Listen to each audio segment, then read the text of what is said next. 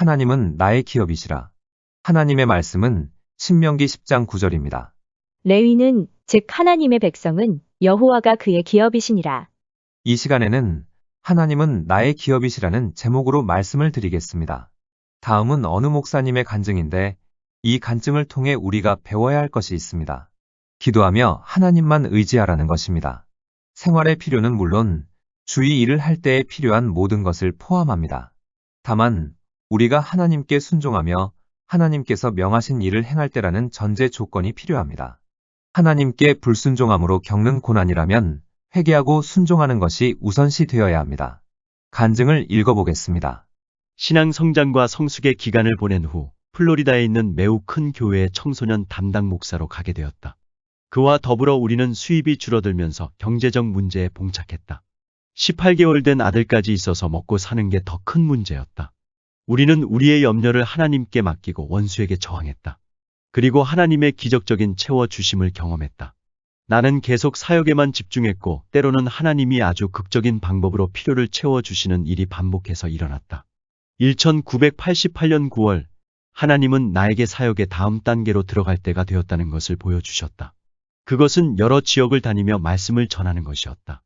나는 교회 담임 목사님의 지도력을 존중해 왔기 때문에 한마디도 하지 않고 하나님이 목사님께 나를 위한 다음 계획을 보여주실 때까지는 기다리기로 했다. 내가 기도 중에 본 것을 아는 사람은 아내와 다른 주에 사는 친구밖에 없었다. 1989년 2월 목사님이 직원회의에 들어오셔서 전날 밤에 보셨던 선명한 환상에 대해 말씀해 주셨다. 목사님은 우리 부부가 교회를 나가서 여행을 다니며 사역하는 것을 보았다고 하셨다. 목사님의 말씀을 듣는데 눈물이 났다. 성령님이 사도행전 13장 1절로 5절에서 바나바와 바울에게 하셨듯이 그분의 뜻을 확실히 보여주신 것이다. 그로부터 6개월이 지난 1989년 8월 나는 3주 동안 7개 행사의 강사로 초청을 받았다. 목사님께 말씀드렸더니 웃으시며 말씀하셨다. 하나님이 우리에게 보여주신 것이 바로 이것이군요.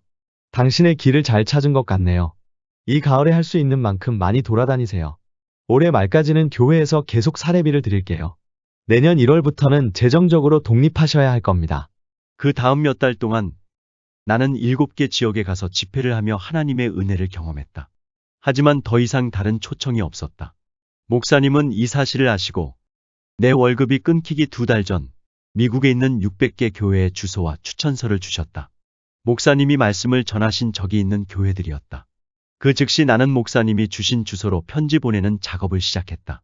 나의 계획은 목사님의 편지와 내가 쓴 편지를 함께 봉투에 넣어 600개 교회에 모두 보내는 것이었다.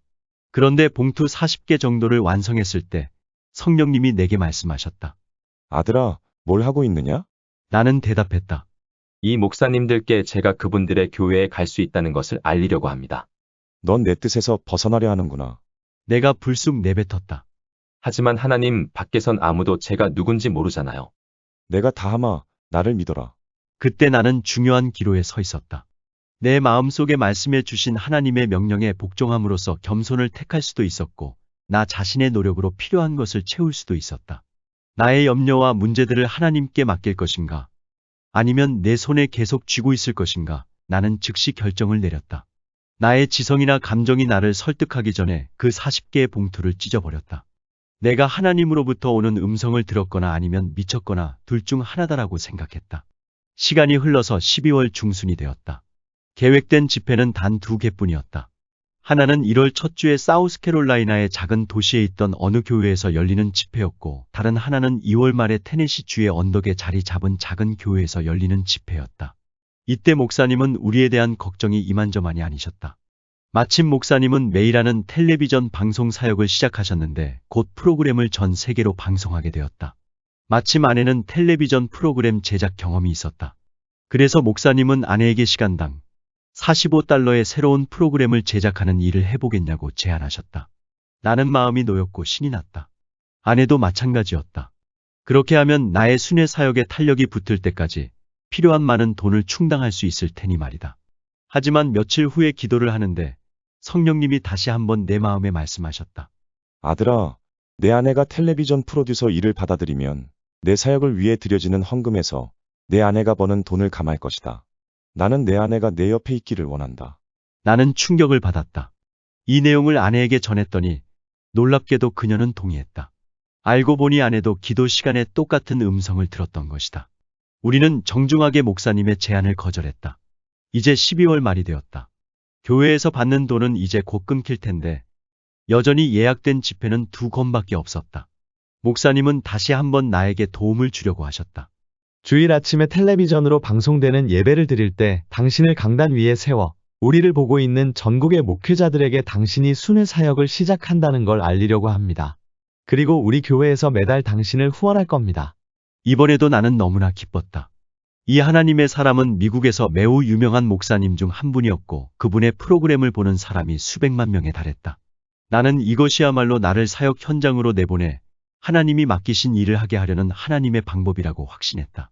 하지만 며칠 후 기도를 하는데 성령님이 다시 말씀하셨다. 아들아, 내 담임 목사는 텔레비전 프로그램에서 너를 소개하지 않을 것이고 또 교회도 너를 매달 후원해 주지 않을 것이다. 이제 나는 낙심이 되었다. 왜죠? 담임 목사님이 그러겠다고 하셨는데요. 나는 항의했다. 그 즉시 마음속에서 이런 음성을 들었다. 내가 그에게 그 일을 시키지 않을 것이다. 그는 내 말을 듣는 사람이다. 왜 담임 목사님이 저에게 약속한 일을 하지 못하게 막으시는 건데요? 그때 하나님은 결코 잊지 못할 말씀을 내게 들려주셨다. 그렇게 되면 내가 힘든 일을 만날 때 나 대신 그에게 달려갈 것이기 때문이다. 사람의 도움을 받게 되면 문제를 만나거나 힘들 때마다 하나님을 의지하는 것이 아니라 사람을 의지하기 때문에 담임 목사님으로 하여금 도움을 주지 않도록 하신다는 것이다. 아니나 다를까 담임 목사님은 나를 텔레비전 시청자들 앞에 세우지 않으셨다. 나의 새로운 사역에 대해 전혀 언급하지 않으셨고 매달 나를 후원해 주지도 않으셨다. 그분이 그렇게 하지 않아서 나는 기뻤다. 그로 인해 나의 염려를 하나님께 맡길 수밖에 없었다. 우리는 영향력을 가진 사람들에게 부탁을 하기보다는 하나님께 기도하며 싸워야만 했다. 1월이 되니 정말로 교회에서 우리에게 월급을 주지 않았다. 아내와 내가 가진 재산은 $300 뿐이었다. 그리고 이제 우리에겐 어린아이가 둘 있었다. 큰애는 3살 반, 둘째는 9개월이었다. 매달 나가는 주택 대출금이 $1,000, 자동차에 들어가는 돈이 $200였다. 다음 달에 낼 돈은 어디서 나올지 알 수 없었다. 나는 내 목숨이 달린 일처럼 기도했고 그러다 보니 자연히 성령님을 가까이 하게 됐다. 우리는 가장 특별한 방법으로 문이 열리는 것을 보았다. 나의 첫 번째 강연은 장례식장에서 만나게 된 한 교회에서 이루어졌는데 매우 훌륭한 집회였다. 그 집회는 일주일 더 연장되었다. 소문이 퍼지자 사우스캘리포니아 콜롬비아에서 한 목사님이 찾아왔다. 마지막 집회 때 그 목사님은 나에게 그분의 교회에 와줄 수 있는지를 물으셨다. 아내와 나는 그 교회로 갔다. 그랬더니 거기서 또 다른 교회로 연결되었다. 그런 일이 계속 이어졌다. 그렇게 2달이 지났고 나의 스케줄은 또다시 예측 불가능해졌다. 우리는 돈에 대한 많은 압박감에 시달렸지만 한 번도 청구서를 늦게 처리한 적이 없었다. 어느 날 이른 아침에 밖으로 나가 기도했다. 하나님 아버지, 저는 아버지가 하라고 하신 일을 하고 있습니다. 아버지가 저를 부르셨다면 아버지가 문을 열어주실 것입니다. 그러므로 이 문제를 온전히 아버지께 맡깁니다. 그러고 나서 북쪽을 바라보며 문이 열리도록 명령했다. 그 다음엔 남쪽, 동쪽, 마지막으로 서쪽을 향해 문이 열리도록 명령했다. 또한 하나님이 우리에게 가라고 하셨으니 사단이 그 걸음을 방해할 수 없다고 말하며 사단에게 물러가라고 명령했다. 그 기도를 마친 후 얼마 안 되어 미시간주에 있는 한 교회에서 4일간 열리는 집회에 나를 초청했다. 이 집회에서 진정한 하나님의 역사가 일어났다. 4일간의 집회는 몇 주 동안 계속되었다. 사람들은 145km 떨어진 곳에서도 차를 타고 예배를 드리러 왔고 매일 밤 예배당을 가득 채웠다. 나는 플로리다에 있는 우리 부모님 댁 근처의 공공수영장에서 아이들과 함께 있던 아내에게 전화를 걸었다. 아내에게 그 집회에서 일어난 하나님의 놀라운 역사에 대해 이야기를 해주었다. 끝이 안 보인다고 아내와 아이들의 항공권을 보낼 테니 미시간에 와서 나와 함께 있자고 했다. 그때 휴가 중이던 어느 목사님이 아내 옆에 앉아 계시다가 전화 통화를 우연히 들으셨다. 그분이 아내에게 다가가 이렇게 말했다. 죄송하지만 우연히 당신 남편과 전화 통화하는 내용을 듣게 됐습니다. 저는 뉴욕 북부 지역에서 성도 1,500명 정도 되는 교회를 담임하고 있습니다. 저는 우리 교인들 안에 하나님의 역사가 나타나기를 정말 간절히 소망하고 있습니다. 하나님이 저에게 당신의 남편을 초청하라고 말씀하시는 걸 느낍니다. 그래서 우리는 미시간에서 집회를 끝마친 후 뉴욕으로 갔다. 이 집회도 굉장히 능력 있는 예배였다. 이런 일들이 몇 주 동안 계속되었다. 사실 순회 사역을 시작하고 처음 4년 동안 우리는 교회에 한 번도 편지를 보내거나 전화를 걸지 않았다. 앞에서 말한 식으로 또는 다른 희한한 방법으로 매번 집회가 계속 이어졌기 때문이다. 다시 말하지만 나는 어릴 때부터 남자가 자기 가족을 부양하는 것이 매우 중요하다는 생각을 가지고 자랐다. 가족을 돌보지 않으면 비신자보다 더 악한 자라고 말하는 디모데전서 5장 8절 말씀은 이런 확신을 더 강하게 해주었다. 누구든지 자기 친족 특히 자기 가족을 돌보지 아니하면 믿음을 배반한 자요 불신자보다 더 악한 자니라. 내 가족을 부양하는 것은 타당하고 경건한 일이었다.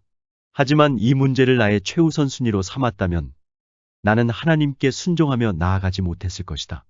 가족 부양의 문제가 나의 경주를 크게 회방하는 무거운 짐이 됐을 테니 말이다. 몇 년 동안 사역을 하다가 다른 길을 선택했던 사역자들을 볼 기회가 생겼다. 그들은 생계에 대한 걱정을 온전히 하나님께 맡기지 않은 사람들이었다. 10명의 정탐꾼들처럼 그들은 자신의 능력으로 먹고 살 궁리를 하는 듯했다. 나는 그들이 자신을 선전하고 정치 게임을 하는 것을 보았다. 나는 그들이 삶에 대한 소명은 진실하지만 그들 자신과 하나님을 낮게 평가했다는 사실이 안타까웠다. 오늘날도 많은 사역자가 이렇게 하나님 나라의 통치권에 들어가지 않고 있다. 순회 사역을 시작한 첫 해에 우리 부부는 하나님이 놀라운 방법으로 채워주시는 것을 보았다. 어느 달에는 바로 다음 날까지 내야 할 주택 대출금 $700 정도가 모자랐다.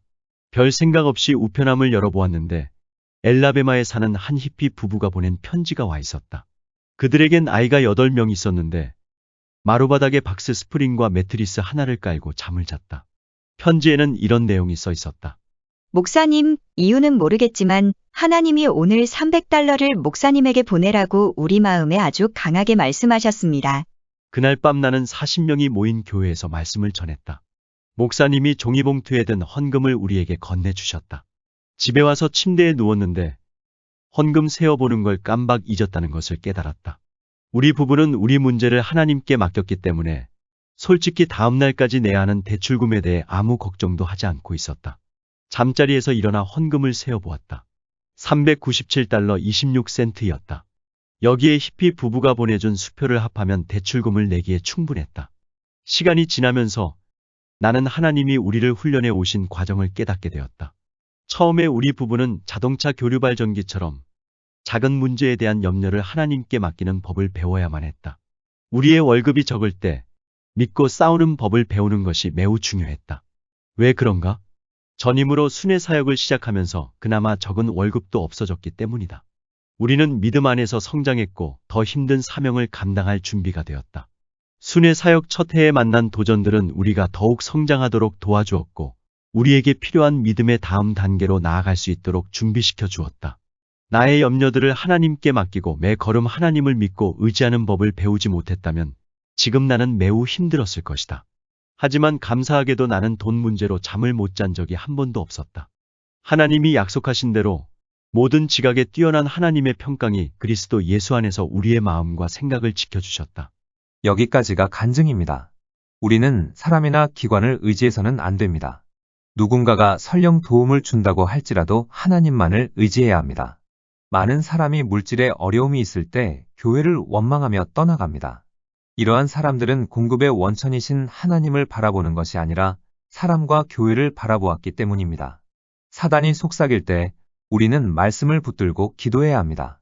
레위는 즉 하나님의 백성은 여호와가 그의 기업이시니라. 우리의 기업은 바로 하나님이십니다. 우리가 힘들 때 공급의 원천은 하나님이시지 사람이나 기관이 아닙니다. 내 필요를 채워주시는 분은 하나님이십니다. 급여가 적다고 직장에서 원망 불평하지 말고 자신이 겪는 어려움은 정부와 정치인들의 잘못 때문이라고 원망하거나 비방하지 말고 공급의 원천이 되시는 하나님을 붙들고 기도해야 합니다. 그런데 많은 사람이 이 진리를 망각하고 이리저리 방황하며 돈을 따라 다니다 다 놓쳐버리고 맙니다. 이것이 바로 사단이 노리는 것입니다. 돈만 쫓아다니게 하는 것도 사단의 장난이고 하나님께서 주신 복, 하나님께서 주신 물질을 이 모양 저 모양으로 다 흩어버리게 하는 것도 사단의 장난입니다. 그러므로 우리는 사람이나 기관, 직장, 사업주, 정부나 정치인들을 원망하지 말고 하나님만을 붙들어야 합니다.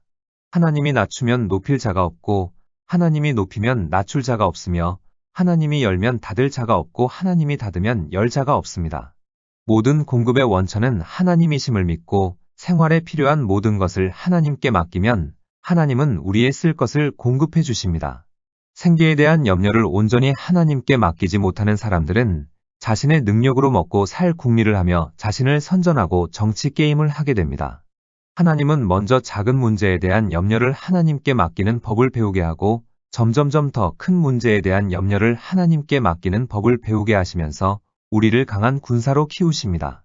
이를 통해서 우리는 믿음 안에서 성장하고 더 힘든 사명을 감당할 준비가 되는 것입니다.